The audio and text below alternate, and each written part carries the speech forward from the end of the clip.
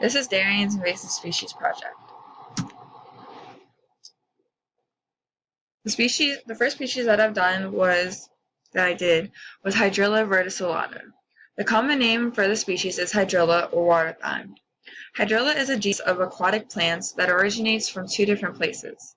The dioecious form originated from the Indian subcontinent, to be specific, the island of Sri Lanka, and imported as an aquarium plant in the early 1950s, and is also found in Tampa and Miami. The monoecious form is thought to have arrived on our shores from Korea. It was introduced separately decades after the dioecious form in the Potomac Basin. The major means of importation are as castaway fragments on boats, trailers, and in wells.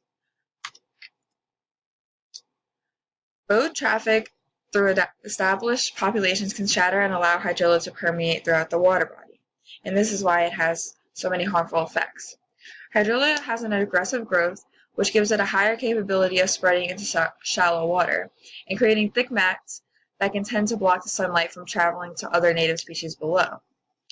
It can also change the chemical and physical characteristics of lakes, such as the stratification of the water column and decreased dissolved oxygen levels leading to fish being killed. Another harmful effect would be that it creates thick mats of vegetation which obstructs swimming, fishing, and boating because it's harmful to the health of humans. And it can also lead to problems with power generation and interrupt industrial facilities. So since the species is so dangerous, you might want to know what it looks like if you ever come into contact with it.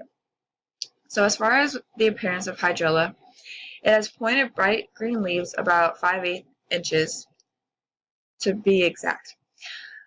It has thin stalks from the stem that end in a single small floating flower at the water's surface. And one main feature that you really look for is the small, dull, white yellowish tubers that grow to 2 to 12 inches below the surface of the sediment at the ends of the underground stems. And as you can see right here, I just have a few pictures, and one in the middle is basically a diagram of hydrilla, and it kind of shows it, picked apart, and then the other two are just basic examples. As far as where hydrilla can be found, it's especially wide throughout Alabama, but it can also be found in the Tennessee River, eastern Mississippi, southwestern Georgia, South Carolina, and several other places. It's very common, actually. And as we previously spoke about the harmful effects of it, one way to control hydrilla would be power weeding. And although this method is effective, it's very costly at $1,000 an acre, which is an extensive amount of money. Another way to control hydrilla would be chemicals, mainly for smaller masses of hydrilla, though. Chemicals can't really control large amounts. It has to be compact in one area. And lastly, another way to control it would be insects, control insects such as leaf mining flies. And moving on to my next species, it is Apis mellifera scutellata, commonly known as the Africanized honeybee, or it could be called the killer bee. It originated from Africa and was first hybridized in South America. It found its way to the U.S. by 1990, and the way it found its way to the U.S. was by the hybridization with European subspecies and the dominance of many African alleles over European ones. And it is actually known to be the most successful biologically invasive species of all time. Moving on to the dangers of this species, it has actually killed about 1,000 people since introduced to Brazil.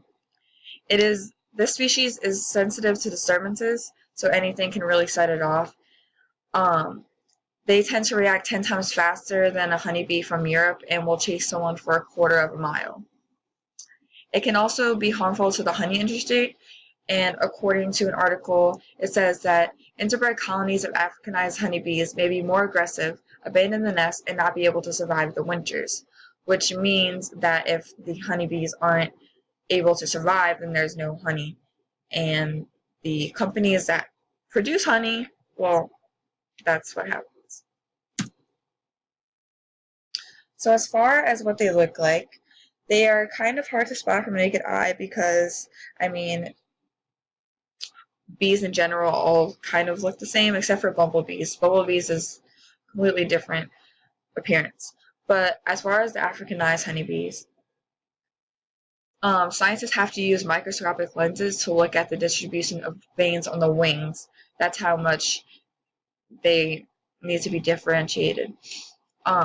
Because so the basic structure, is that it's split into 3 sections, which are the head, the thorax, and the abdomen, and they normally have 2 pairs of wings, antennae, and 3 pairs of legs. So as far as where these honeybees are located, as of 2012, they've been seen in Texas, California, New Mexico, Arizona, etc. And as you can see on the picture I have inserted above, it basically shows the concentration of where they are, and you can see that's all along this border right here, and then in Florida over here. It kind of has a gap in between this section and Florida, but that's where they are. As far as controlling them, because you can see that they are relatively widespread, scientists have said to keep single bee colonies on individual hive stands rather than using one hive stand for multiple colonies. This limits the management activity to one colony instead of having to manage an entire or a larger colony because it's harder to keep control of it. And another thing that could be used to control honeybees would be to use large quantities of smoke because it has been known to mask the alarm pheromone of the bees, thus lessening the defensive response of the colony, and that is from an article.